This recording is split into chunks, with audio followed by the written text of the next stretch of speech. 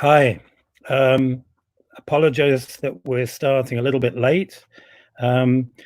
Welcome to the second session of the Theatre's New Realities. My name is Adam Ganz. I'm a reader in screenwriting at Royal Holloway, University of London, and I'm head of Writers Lab at the StoryFutures Academy, and I'm also a researcher on the StoryFutures cluster. We have two guests, Jonathan Thonon, who is European Project Manager at Théâtre de Liège in Belgium and Artistic Director of Impact, the international meeting in performing arts and creative technologies, which is a project that aims to build bridges between performing arts, science and technology. And since 2017, the Impact Forum has taken place each year in November, mixing performances, workshops, talks and exhibitions. Jonathan is also co-founder of Wallifornia Music Tech, a music tech hub based in Liège in Belgium. He's associate researcher at the University of Liège, working on digital arts, cinema and contemporary arts, and a lecturer at the Liège School of Arts on new media arts. And joining Jonathan is Sarah Ellis. Sarah is Director of Digital Development at the Royal Shakespeare Company at the RSC. Her latest partnership is the Audience of the Future Live Performance Demonstrator, funded by Innovate UK. In 2017, Sarah became a Fellow of the University of Worcester. In 2016, she was awarded the Hospital Club and Creative Industries Award for cross-industry collaboration. In 2013, she was listed in the top 100 most influential people in gaming and technology by Guardian Culture Professionals.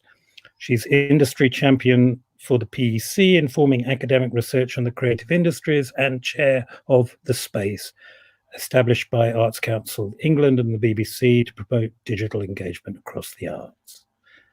And this panel is going to look at the possibilities and challenges faced by institutions and organizations in programming AR and VR performance and in attracting audiences. And it comes, I think, very nicely out of the previous session, and particularly the conversation that you were having at the end, thinking about some of the ways in which financiers and audiences were limiting the duration or the time or the way of kind of managing and making affordable and feasible for institutions to kind of create VR experiences that offered all the possibilities of VR. And we also heard about some fantastic ways that institutions like Blast Theory or Britain's National Theatre have worked with VR and AR. So we kind of saw perhaps some of the really exciting technological possibilities, some of the ways that people have tried to solve that, and maybe also some of the issues that theatre is facing in trying to make this kind of something that can reach audiences. Just a couple of housekeeping things. If you haven't already, and you're watching on YouTube, switch from top chat to live chat. Otherwise, the algorithm may withhold some particularly interesting comments from you because it may consider it spam or decide that it's not as top chat as you might think it is. So, and we're going, I think, to be thinking quite a lot about collaboration. Both Jonathan and Sarah are kind of involved not only with their own institutions, but in collaborating with partner institutions to think about ways to try and solve some of the problems that people have were discussing at the end of the last session. So without further ado, if first, Jonathan, if you can begin your presentation. We're going to talk for about 15 minutes each, I think, and then hopefully there'll be plenty of time for discussion. Yeah, Jonathan. Yes, thank you, Adam. Hello, I'm Jonathan. I will share with you my some slides. So I come from Belgium, and I work at the Théâtre de Liège, which is this theater, which is a theater for dance, contemporary theater, but also dedicated to new technologies, because since uh, 2015 now, we have developed an ecosystem in science, arts, and technology with people in the city of Liège, which is kind of a small city where it's even easier to collaborate with each other. And so we collaborate with the academic and industrial sector on this topic, art, science, and tech, and have built an ecosystem from the theater. Adam, you talk about the impact project, which is the core of the system, which is at the same time a festival dedicated to art, science, and technology projects linked to theater and dance, which is also a laboratory because we co-produce projects in this ecosystem. And beside the impact project, we've worked on several collaboration with people in Liège and in the Walloon region, which is the French-speaking region in Belgium. You talk about HEDEM, the Walloon Music Tech Hub, which is more focused on businesses and live music events to develop new technology for music business and live music business. And we work with startup ecosystem, startup incubators, and industrial partners on that, and also with a big music festival in Liège. And we've developed also different European projects. European Theatre Lab was a project we built in 2016, and where we developed an automatic search handling system for the theater, which is still in development. And the last project of the ecosystem is a Danceathon, which is a hackathon dedicated to dance that we are developing with colleagues in Maison de la Danse in Lyon and also the Sadler's Wells in London. We developed this project in 2018, and the idea is to uh, get people from developers, designers, but also dancer and choreograph to work during 3 days at the development of uh, dance and new technologies. And we, in this ecosystem, we just see that the question of immersion and immersive technology as VR, AR, and XR, and all the R we can invent today are very important for theater. Uh, at first, we noticed that we make a mistake at first, perhaps with the VR, as we, it's the society in general, not me and not we. But I think the mistake we've made is that we assimilate the VR with cinema. And we noticed in our different projects, and I will talk a little bit about that afterwards, that VR is more linked to theater as a language than to cinema. But to talk a little bit about why we made this mistake is because cinema and VR have somehow synchronous timelines. So if you can see, you have the timeline of cinema that everybody knows is the prehistory of cinema with Robertson phantasmagories and technical fundamental with here the first photography of Daguerre, the first devices with the kinetoscopes of Edison, which is quite interesting when we talk about VR because it's the same audience position in the kinetoscope and the VR, the solely people looking in a window on moving images.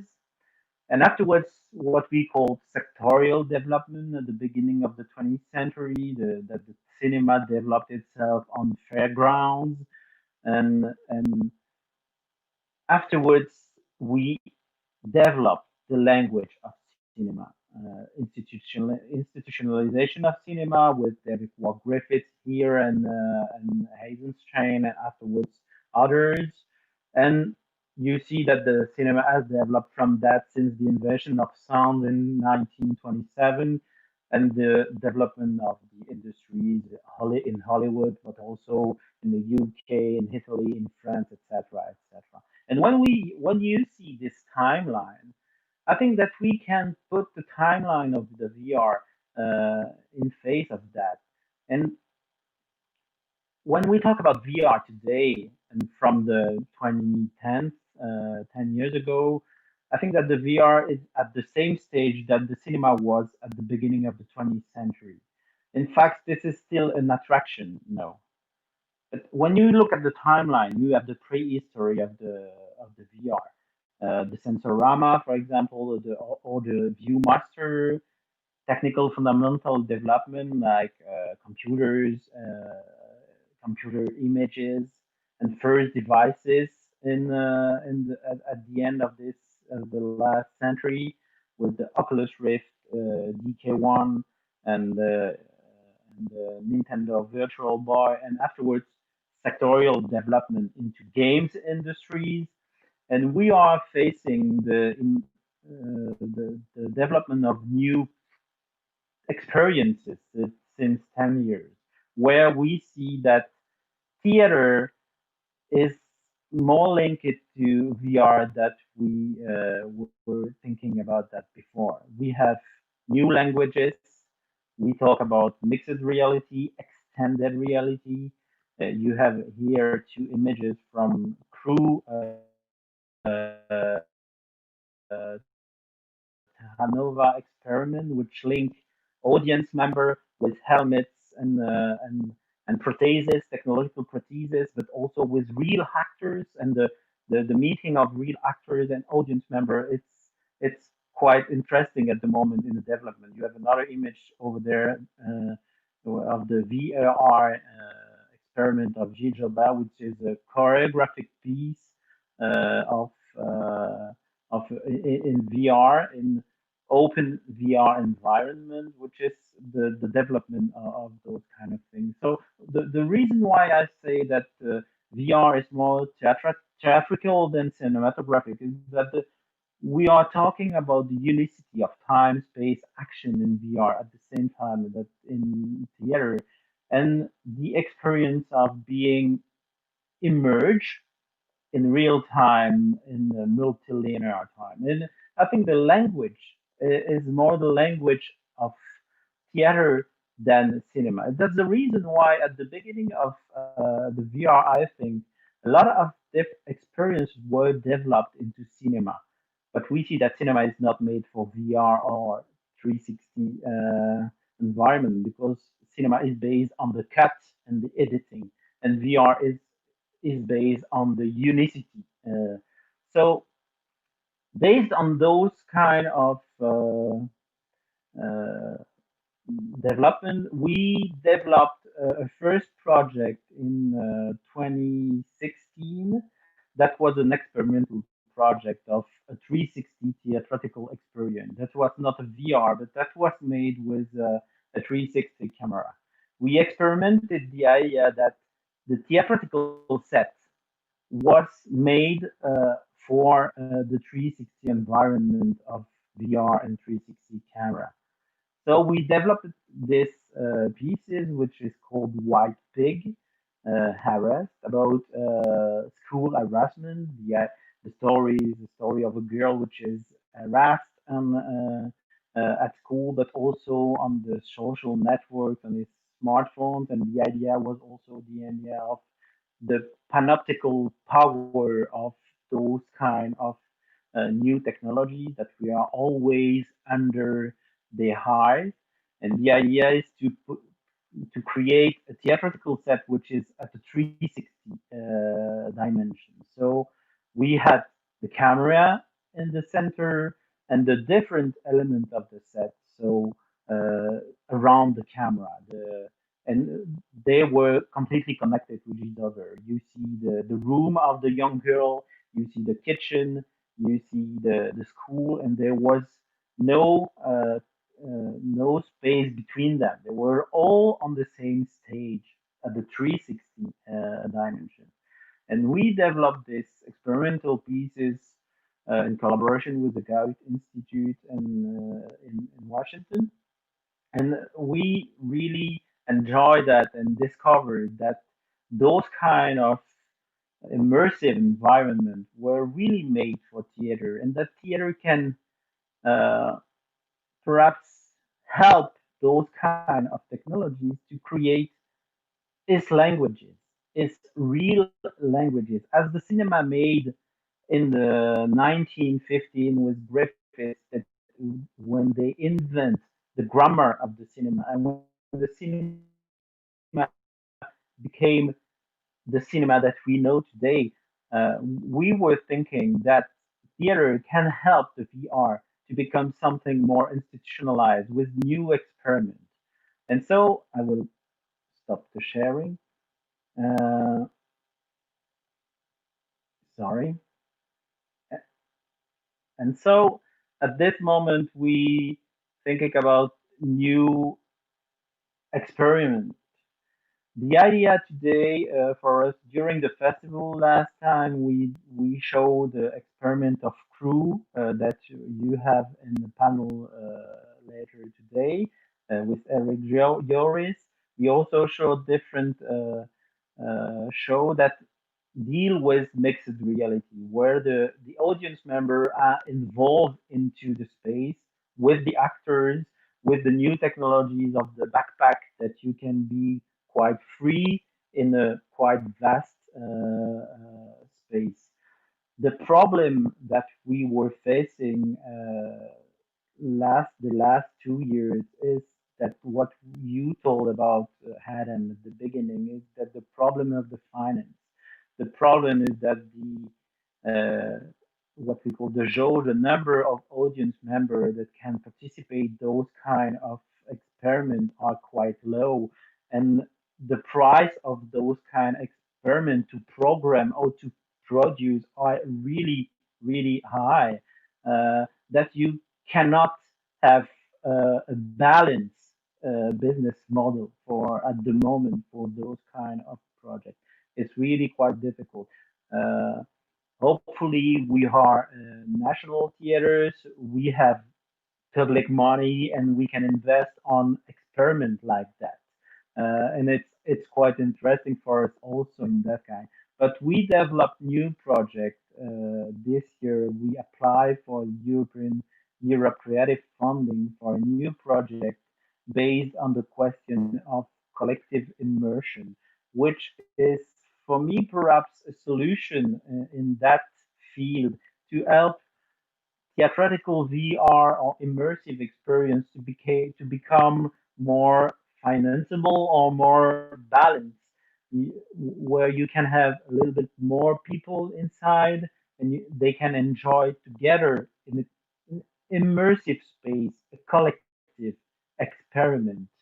And we are working at the moment with colleagues in Poland, Poszyszny Theater in Warsaw, and in Romania, in Théâtre National Marine Rescue in Craiova, together with research center and theatrical crew to develop those kind of immersive, collective immersive technology based both on images, projection, helmets, live actors on stage, and also what we did not talk about a lot, but also the specialized sound, binaural sound or sound that can help the audience member to live the experiment.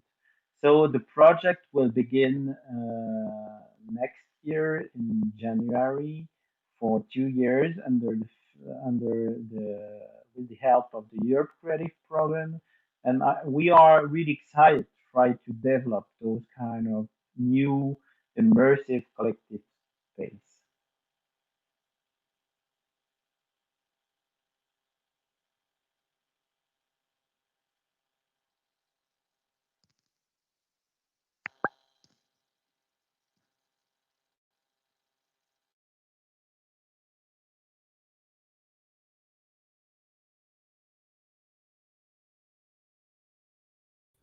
Hey, just popping in, Adam, to say that you've been muted during this. Sorry if you unmute. Didn't mean to pop in. Sorry, stupid. I muted myself. Okay. Thank you very much, Jonathan. That was great and really interesting to think about the kind of media histories and what we can learn at this kind of new, complete transformation technologically. Where I was reminded of what Walter Benjamin said. You know, Dadaism was attempting to achieve with the means of painting or of literature effects which the public today seeks in film. And maybe we're at a moment where similarly there's a huge kind of upheaval, and you're looking at how things happened in the past is, I think, going to be really invaluable to kind of as we feel our way forward in the future. And also to hear the stories, the ways that you're collaborating, and both kind of locally in Belgium, but also internationally with, you know, theatre companies in Poland or Romania or throughout Europe. So Sarah, perhaps that's a good opportunity to introduce you and hear about the ways in which the RSC is collaborating and exploring some of these new technologies. And really looking forward to the discussion where we kind of tease out some of the ideas that Jonathan and you will be proposing. Great, thank you, Adam, and thank you, Jonathan. I'm going to attempt to share my screen now. Bear with me. Oops.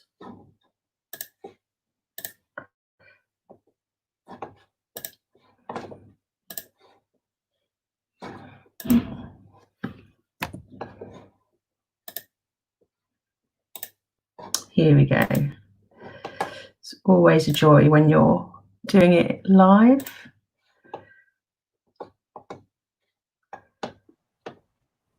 Can you see my screen? Not yet.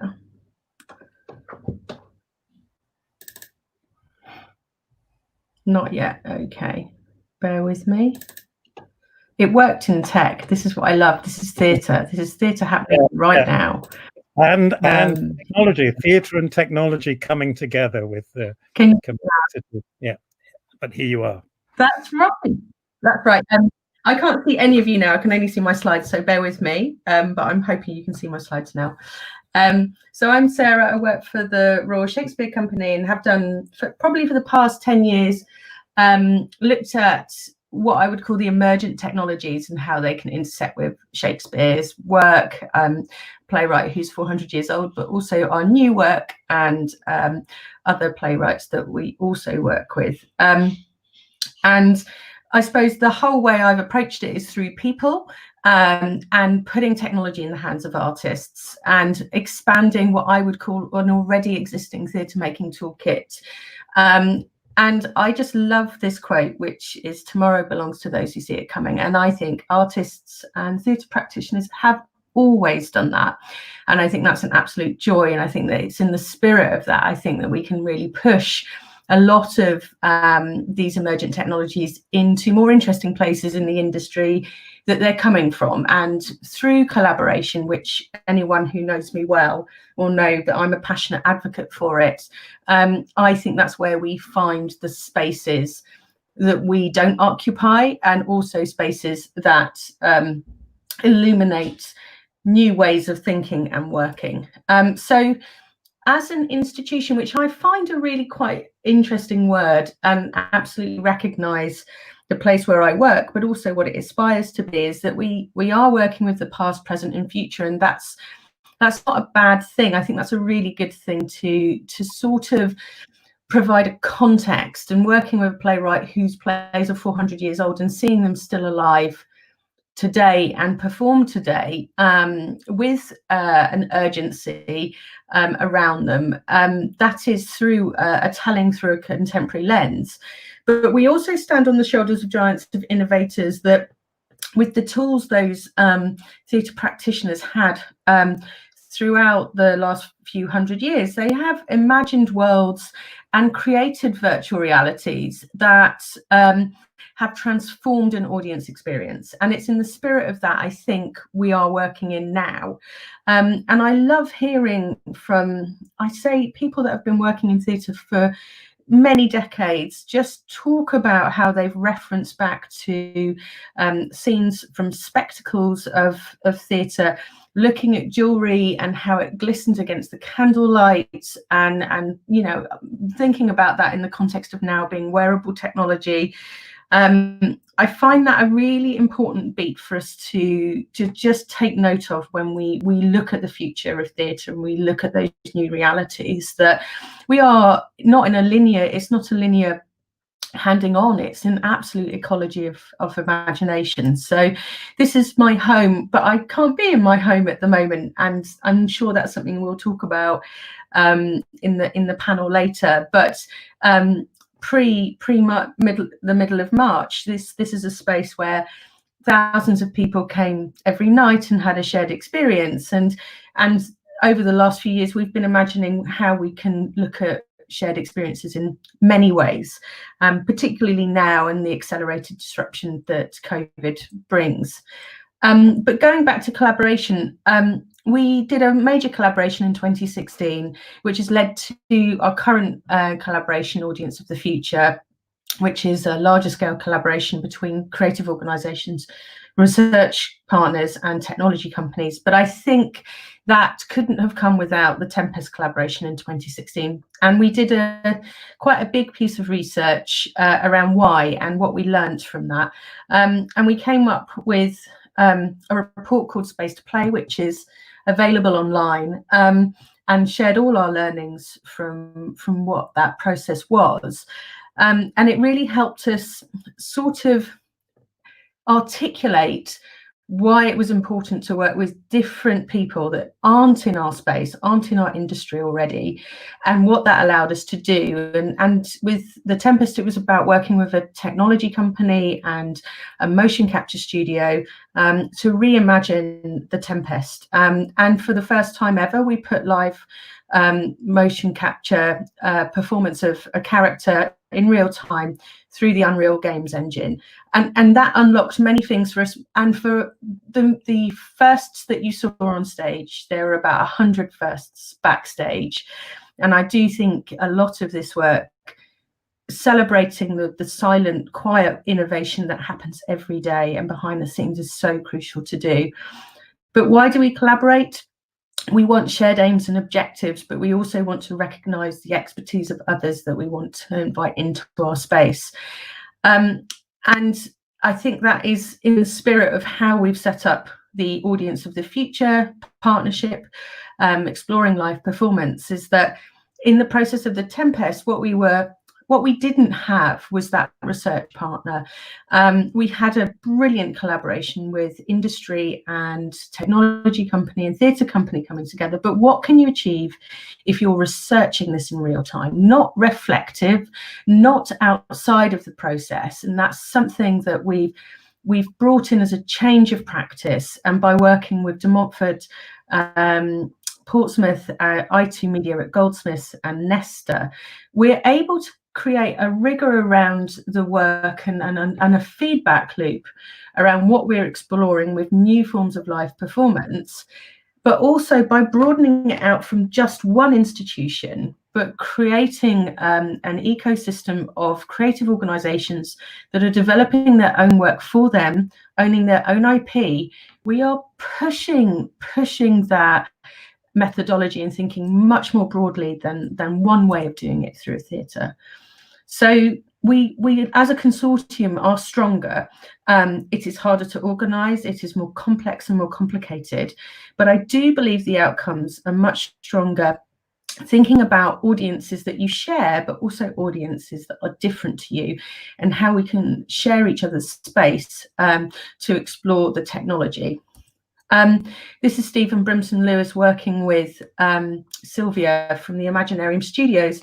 And throughout the process in The Tempest, they had to find a completely new language in which to work with and working in different platforms. And so Sylvia was used to creating work that was for a screen, our screens that we're occupying now, or cinema screens.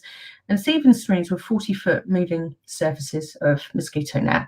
And it's a completely different design process, but they came together under the shared idea of imagining a character in a different world. So the relationship part of making theatre and collaboration is super important. And I feel that there's 3 particular strands of characteristics that you need to look at in collaboration, which are partnership characteristics.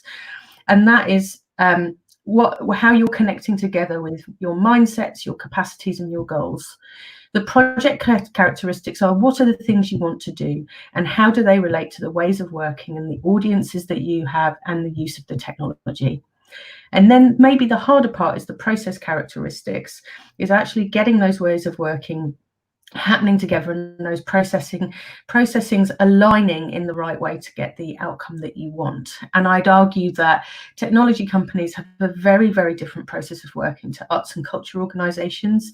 And I think it's very important to not only look at language, but timeframes, what does success look like, and also that in an arts and creative process, a lot of this work takes longer but goes deeper, and that can, you have to set the processes up in the right way, otherwise those beats get missed. This is Mark, who was the glorious actor that explored the technology. And I think what's important here, and Adam and I have spoken about it behind the scenes, but we talk about the technology when we see a slide like this. We say, oh, look, we've got facial real-time headset here. We've got optical tracking. What we don't talk about is him and how brilliant he was in establishing the rules of engagement for that character to appear. And I think that's super important when we look at this work, that we don't take away the performer, we don't take away the spirit of what we're trying to do. And that technology is okay to become invisible as much as it is visible to us in our trying to understand it and bring it to our toolkit. So the impacts of collaboration on The Tempest were huge, and we define them into ways of working and technology outcomes. And it did allow us to reflect on what new things we needed within the organization to allow us to move forward. And it was definitely about confidence as much as it was working differently. And I think also understanding that we needed new data, new workflows and new functions to apply to that. And we've made that change over time.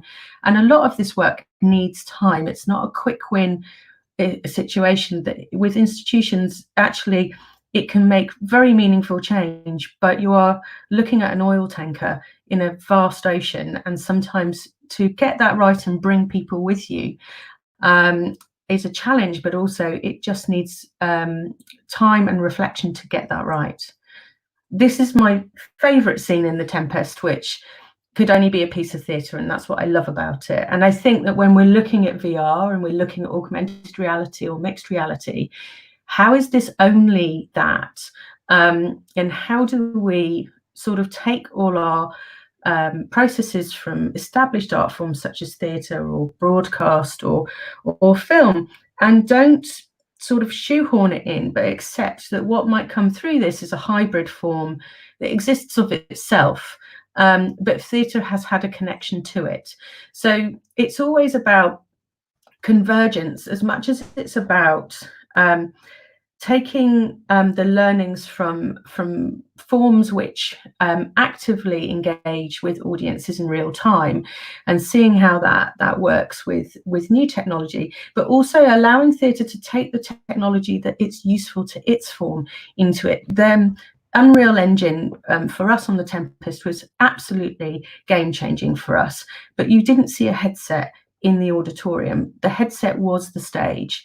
And I think we also, when we look at it, the technology is not necessarily the device. The technology is the back end. It's the new ways of working that can allow you to create this work in much more interesting ways and again expand that toolkit.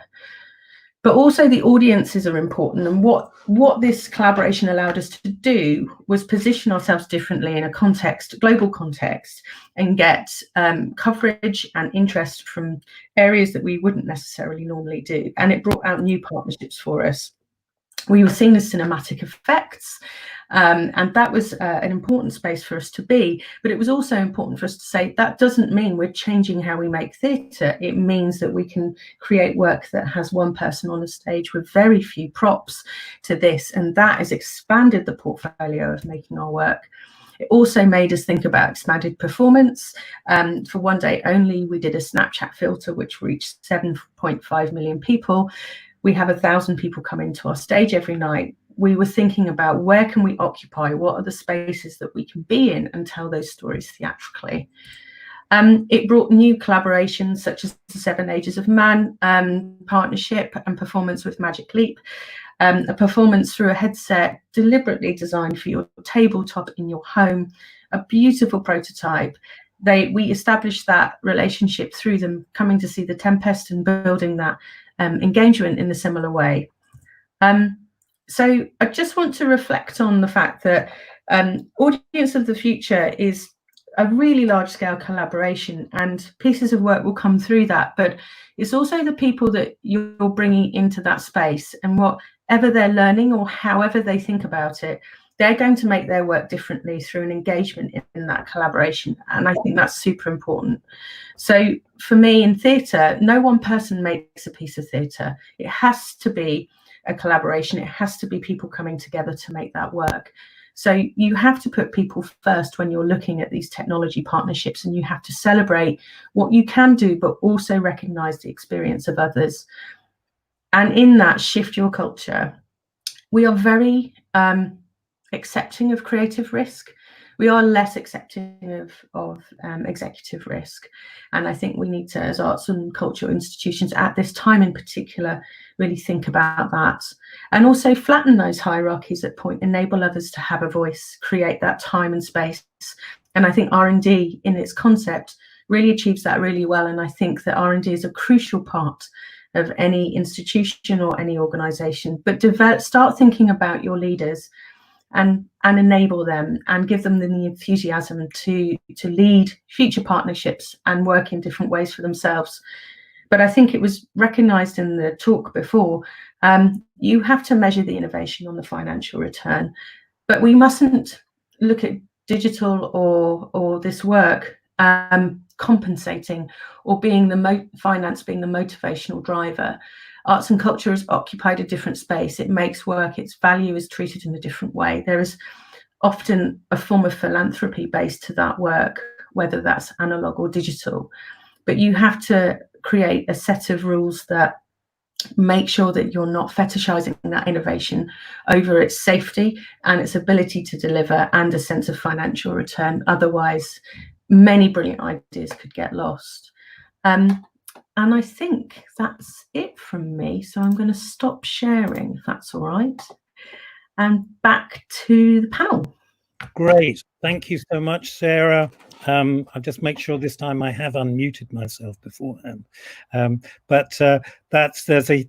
think there's some really exciting points raised by your speech, and which I think can connect very much with a lot of the things that Jonathan have said.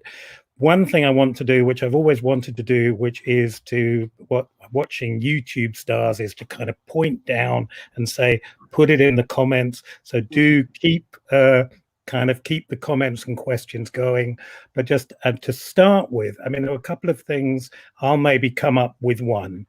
And I really like, Sarah, some of the things you said about the headset as the stage, which I think also connects with the point that Jonathan was making of just thinking that theatre is itself a technology, and all of these technologies are there to kind of get the mind understanding the world differently. Do you know what I mean? Even when people started realizing that, you could have an auditorium, that you could, hear people singing more loudly if the the earth was shaped in a particular way. Do you know what I mean? You could hear people voices far away, all sorts of technological ways which allow people to kind of understand things and maybe also to simulate things. I mean, watching The Tempest, one can't come up with Ariel until it's been imagined.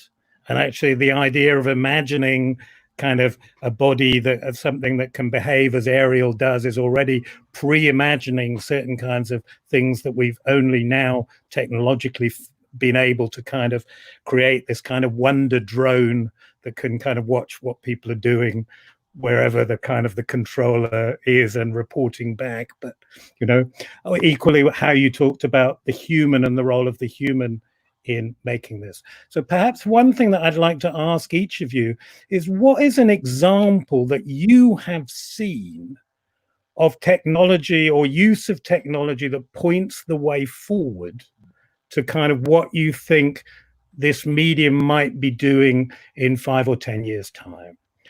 Maybe ideally not something you yourself have made, but you know, though I guess you're allowed to if nothing compares to what the RSC has done. But just to kind of think, where do you think that we can kind of see the glimmerings of what this will be when it becomes the kind of mature technology that both of you are kind of working towards? Jonathan, do you want to go first, or is that unfair? Yeah. I've made an experience some time ago, an experience that you've made some, perhaps with the Simon McBurney binaural shows on the Encounter. That was a show with the headphones and binaural sounds, and McBurney was at the center of the stage with this binaural microphone.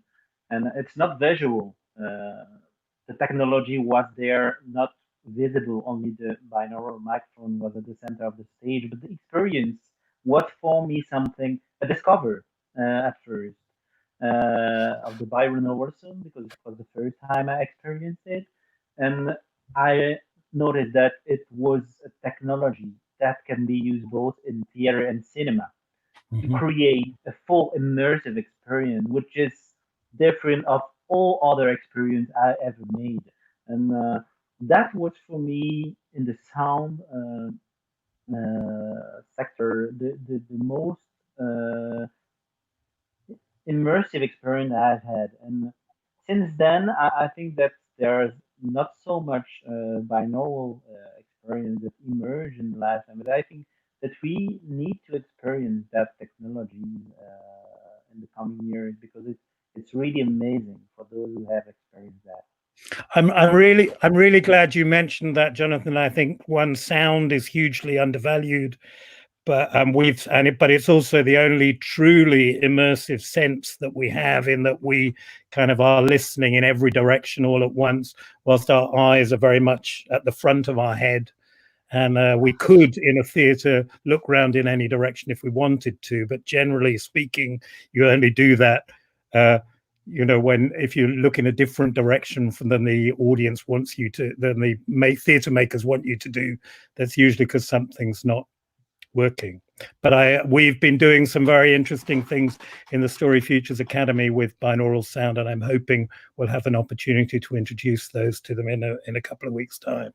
But one of the things that I thought was really interesting about the way that Complicity used binaural sound was also the way that they introduced the technology and taught you how to use the technology on stage, but also some of the metaphysical qualities of the technology. You know, if you hear something from the past, something at the part, there are questions about the past and the future, about presence and absence, about simulation and quotes the real, all of those kind of things, which are actually probably things that we take for granted when we live in a world that has kind of, you know, recorded sound but yeah, that's a very good point to start. Sarah, what have you come up with?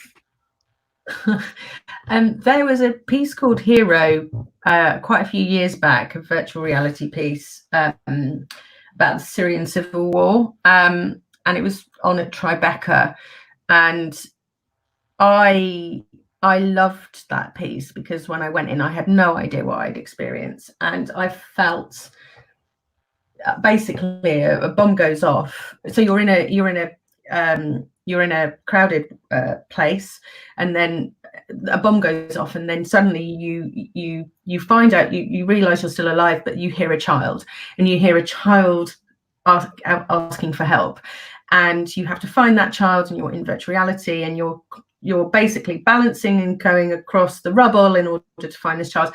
I felt narratively and I felt emotionally very, very connected, and I felt it moved me, and how they took me through that experience as a piece.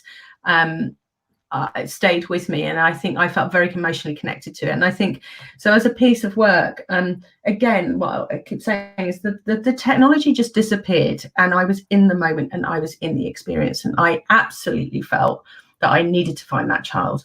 And I think that was a piece of VR that was quite some years ago, but I think that they found the way they wanted to tell that story, and they got me as an audience member, and I think that's a piece that stays with me. So I would choose that one actually as an example of something that I think demonstrates possibility, but also takes me back to a core visceral feeling of why I'm part of this community. Thank you so much. I mean, again, it's really interesting, something that stays with you, and whether that's created by the technology of kind of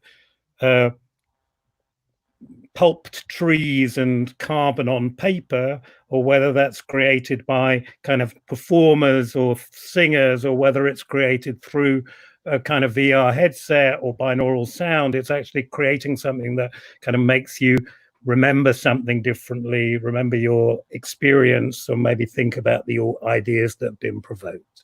We've got a couple of questions, but do keep them coming. So one from Karen Wise: I'm making one-to-one mixed reality work, which is site-specific, combining live performance, immersive theatre and VR.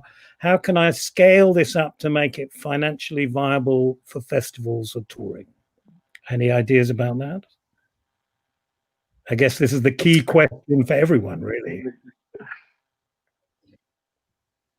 I would, it's that sort of thing where we could go into quite a lot of detail on this, and that producer hat that you have, you're like, how long is the experience, and how can you, I mean, I think the people are trying to scale up these experiences by increasing your footfall, and that's how they see it. And that's quite a traditional way of upscaling the work financially. At the moment, I would argue that most people are sort of saying, okay, well, this is the exhibition version, but can I have a downloadable executable file that is paid for on an app, on a store, where people can experience it, not just in the festival or touring model, but actually where they are.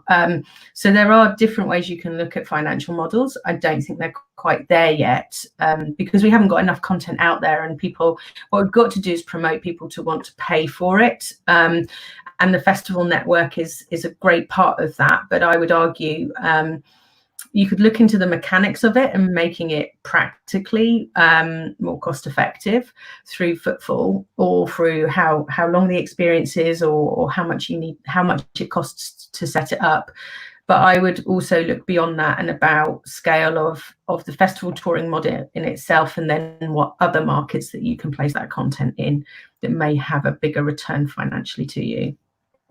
Thanks so much, Sarah. Before I bring Jonathan in on that and see what his thoughts are, I was also really interested in what you'd said about, 7.5 million viewers on Instagram, or the relationship between the show that you're making and the way in which that might kind of have a not complete presence, but the possibility of certain kinds of presence in other media, as you've said. But the scale of that is actually kind of mind-blowing. So if you can get people on Instagram to want to kind of go and find out what's going on, there's a kind of perhaps interesting iterative relationship between the work that you're making and its afterlives.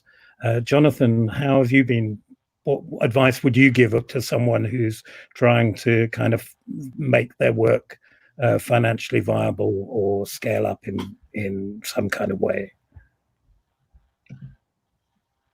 I think that Sarah underlined that we need to open the focus not only on theater festival and find other sectors to develop those kind of experiments. I think those kind of experiments can be live as an attraction, perhaps on a I don't think that the idea is to scale up, but to be at the right scale at the right moment in the right condition.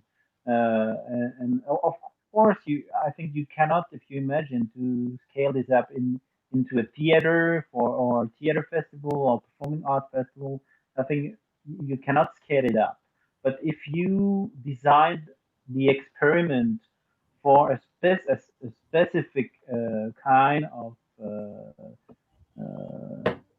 experience and an event, I think that you can find the right people able to pay at that time to experiment this vision. So perhaps the idea is also do things that do not scale up.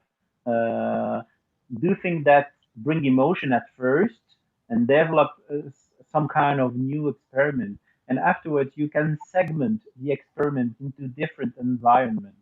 There could be an experiment for theater, and at the same time, the experiment can be developed into another sector for music festival, for example, when you have uh, thousands of music tours and that can experiment those kind of things. So the idea is to perhaps combine different experiments into one emotional experience. So, but that's quite difficult. Thanks very much. I mean, I think that brings on also what Sarah said about time scales. You know, you might have one show, but actually, if you're thinking about industry timescales, do you know what I mean? It may take years or several years or whatever to get something both worked out right and reaching its audience. So it's partly patience or getting the opportunity to refine it, but maybe or waiting for the technology to catch up with what you've or the market to catch up with what you've done. But equally, as Sarah also said in her presentation, you know, there are many different kinds of firsts, both, you know, and breakthroughs, not just the ones that you see on stage, but also that you're you have to kind of think not just about the financial gains, but also think about the importance of what you now know, because that will also be hugely valuable. A couple of other questions too, directed to Jonathan, but maybe interesting to hear what both of you have to say. From Joanna Bucknell, I was really interested in hearing more about the approaches to engaging audiences in more collective VR situations. So again, so how do you, what are the ways that one can kind of bring many people to receive experience? I'm not quite sure what the word is in a collective VR situation. Jonathan, do you want to go first this time?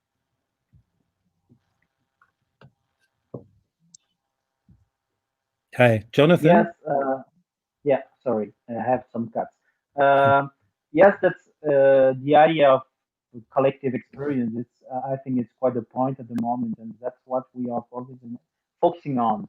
I think one of the things that Sarah underlined also is that the idea of the technology will disappear, and I think it's really the point that we need to be focused.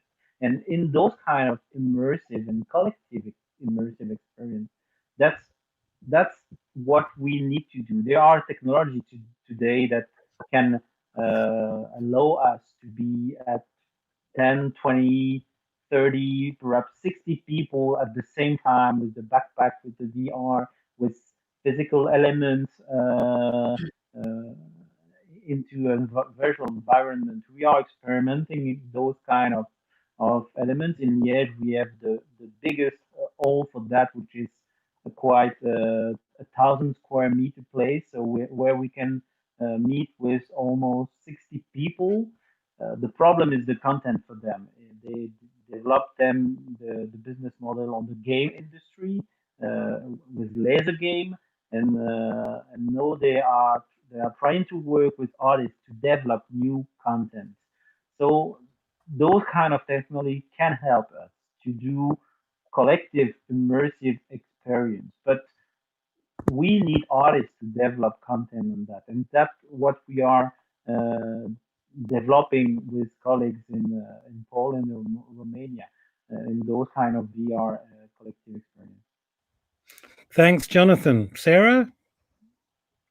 Yeah, I mean, I think particularly in the situation we're in right now, our focus is on remote connection and VR chat and Vroom and Museum of Other Realities, you know, and Wave XR are all sort of what I would call platform-based experiences looking at connection through headsets. And I think that's great. I think we should be cautious around numbers. So often we look at more or many as better. And I would just I'm very sort of interested in. I think that sort of broadcast and cinema have really nailed it on mass distribution. You know, really totally and utterly got that right and have a system for that. And I'm really interested in distributed content way more than I am in broadcast content in that sense. So I'm much more interested in the possibilities of these new platforms providing something different. And I think, again, as we can't convene together, we find that we need to find that space and how we share that space and how we occupy that space. So let's ask some meaningful questions within that about what that means. That could provide some super interesting ways of connection that are beyond platform, that are much more diverse in its approach. That I would, yeah, I'm super interested in that. I think that the number is significant to a point around potentially a financial model, but there's something else there around ways we can connect now. Thanks very much. There's one more question from the audience, unless I reserve, which is from Aneta Manchevich. What adjustments are your institutions making to VR and AR application and live performance in the light of COVID-19? And do you expect some of those adjustments to become permanent? So Sarah, do you want to go first on this one? Yeah, I suppose I have to start that answer with, we furloughed 90% of our staff. We're running on 10%. In the light of COVID, that's super challenging. And I'd say that our pathways to audiences are still a stream, 2D stream, and we're working in that space and we're occupying that space very passionately. And we've done a huge amount of audience research over the past few months to understand how our audiences are feeling. In relation to VR and AR, I think that all has a place. And I mean, we're doing that through Audience of the Future. And I hope next year we will share some of that. And I think the R&D for that's super important. But I think in the light of COVID, we should give arts and cultural institutions just a moment to deal with the severity of the situation, but also go, we have an aspiration to do that, but it will need investment and it will need support in order to achieve it. And I think the adjustments we're making right now are, how do we occupy space when we can't be physically in the space that we're in? How do we look at the financial models that will keep us safe in that time? And I definitely think that VR and AR are part of that ecology. But I think that the transformational piece is that we will no longer ever think about our spaces in just physical form. There will always be what I call a digital aspect to that going forward, and I think that's the transformational piece. And that if we look at it in the light of that, then AR and VR are part of that ecology. But it's I personally think it's much broader for us to look at sustainability right now, which is our absolute driver on a day-to-day. Thank you, Jonathan. Yeah, the same situation. We've been very hit by the COVID, and all the core business of the theater was really affected because being in one space with a lot of people at the same time is not feasible. So the idea we developed is develop new formats to help artists continue to create, of course, because that's the point that's our job also to give the possibility to artists to express themselves. So we've launched some experimental project in a narrative podcast, for example. We want to develop also outside of the theater in the city with geolocalization story told into the city with smartphone and those kind of things. And VR, of course, and AR at that point is one of the key points and one of the key of the solution. But we need to find, I think the idea is we need to find a new way to let the artists develop their imaginary and to work.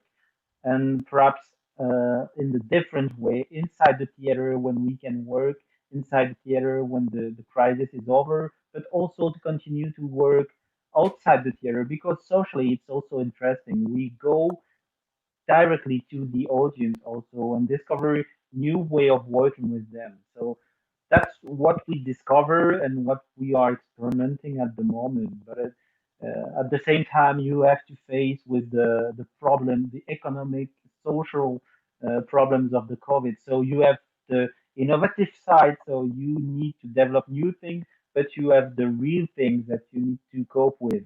So people without any job, a lot of show that you have to cancel and reprogram next year. So it's a quite hard time to live into the performing arts sector. Well, thank you, Jonathan.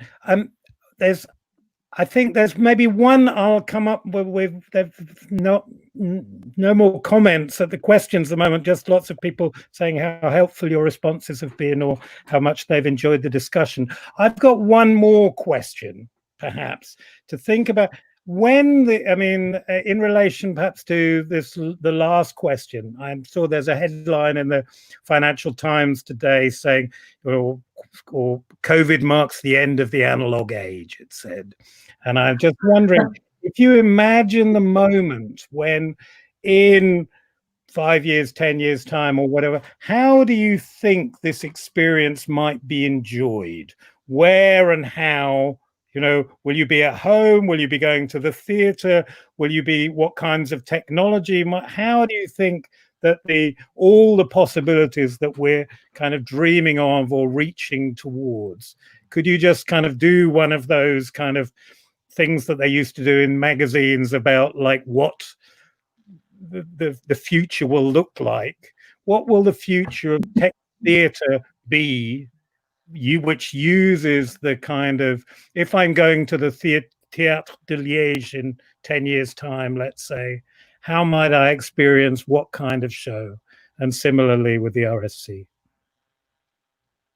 I think it's difficult to say, and I hope it will stay like today because theater is an historical art, which bring emotion with specific techniques and dramaturgical techniques in centuries and centuries. So I think that technology can have some kind of things and can help us to develop emotion. But what I can say only is in 10 years, I would like to live immersion that I lived 5 months ago into a theater, into a real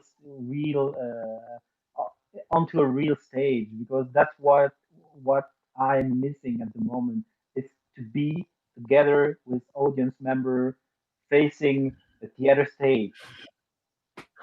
Thank you. Sarah.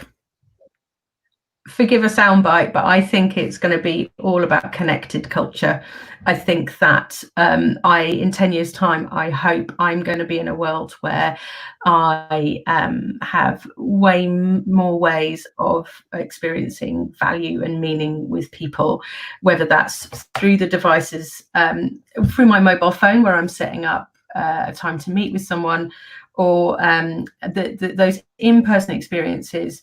are much more event based. So I'll, you make more of those, and then that you have this wonderful world where I can connect with someone in VR in a different country, and that we can share that experience together. I think that what we'll find in the next 10 years is how we use these technologies better, and how we make meaning and connection with all of that. I would hate that. I would hate our conversation to become binary about analog versus digital. I don't think that's helped. I don't think that's helped move people forward and accepting of the space. And I really am concerned about, once we can unlock, once we can open our theatres again, people will go, yeah, thanks very much for putting that stuff online or putting some VR digital, but we're going back into our space now. We don't need that anymore. So I think to keep that alive, if we're looking at past, present and future, let's not look at it in a linear way. I think it's about a connected culture. I think it's about an imagined culture together. And I think that what people want is more choice in how they have their experiences.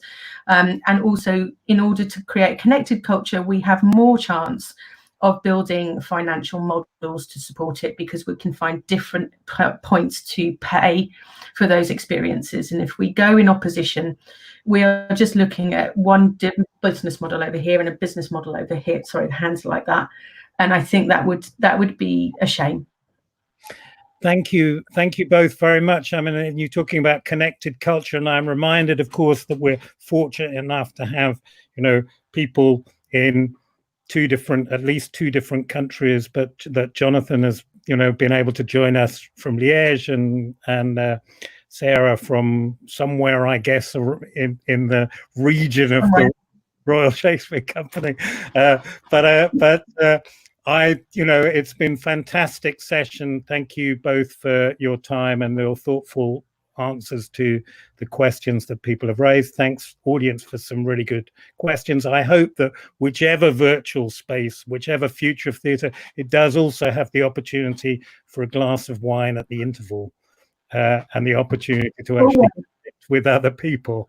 But I think that, if Jonathan and Sarah are going to be responsible for taking theatre forward into the post-COVID analog and digital age, then I think we can see that theatre is in very good hands.